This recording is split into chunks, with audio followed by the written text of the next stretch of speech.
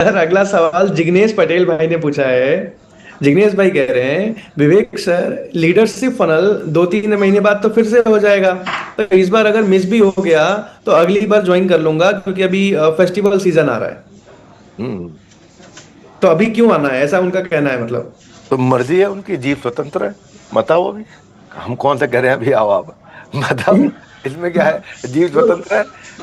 देखो, बिल्कुल नहीं बोल रहे 3 महीने बाद ज्वाइन करना है, 3 महीने बाद ज्वाइन करो, कोई समस्या नहीं है ना। मैं आपको अभी इनवाइट कर रहा, मैं तो बड़ा सिंपल कह रहा हूं, जब 3 महीने बाद त्योहार की वजह से डिमांड हाई होती है ना, तो आप उसका फोरकास्ट करना मिस कर जाओगे।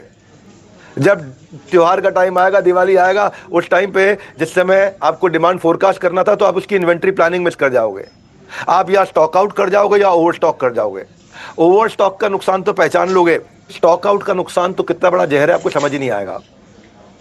स्टॉक आउट का मतलब है कोई आदमी आपसे पानी की बोतल मांगने आया, आपके पास नहीं मिली, वो किसी और से लेके चला गया, हो सकता है उसको ये समझ में आ जाए ये पानी की बोतल रखता नहीं तो कभी दोबारा नहीं आएगा, उसका गणित तो आप लगा ही नहीं पाओगे।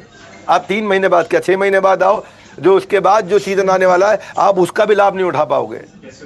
आप 3 महीने बाद आओ, लेकिन तब तक एक क्वार्टर और निकल चुका होगा। आपको Q3 यानी कि अक्टूबर नवंबर दिसंबर, Q4 यानी कि जनवरी फरवरी मार्च, ये 6 महीने से जो अपनी बैलेंस शीट को सुधार सकते थे, रेवेन्यू को स्ट्रांग तरीके से अचीव कर सकते थे, वो डिले करके फाइनेंशियल ईयर वीक कर लोगे, कोई बात नहीं।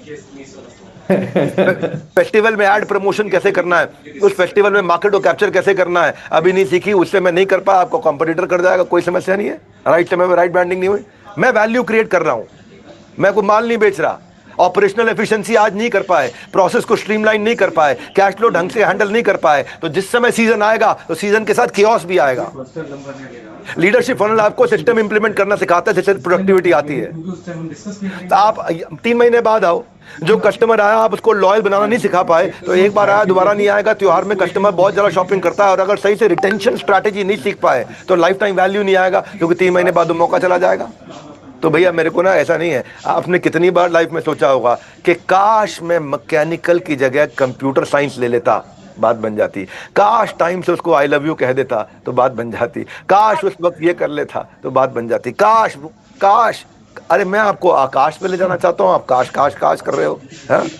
तो धंधा मंदा पड़ना तय है उसे। धंधे का ग्रोथ बूस्टर देने के लिए लीडरशिप फनल प्रोग्राम जो हमने बनाया है, इसको हम बोलते हैं your journey from idea to IPO.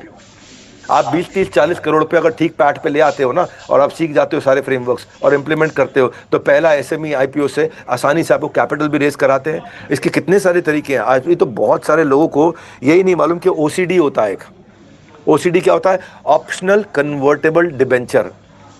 अभी मैंने अपनी एक इन्वेस्टी कंपनी को लीडरशिप फनल के पार्टिसिपेंट 200 करोड़ का ओसीडी दिलाया उसको, 200 करोड़ का ओसीडी।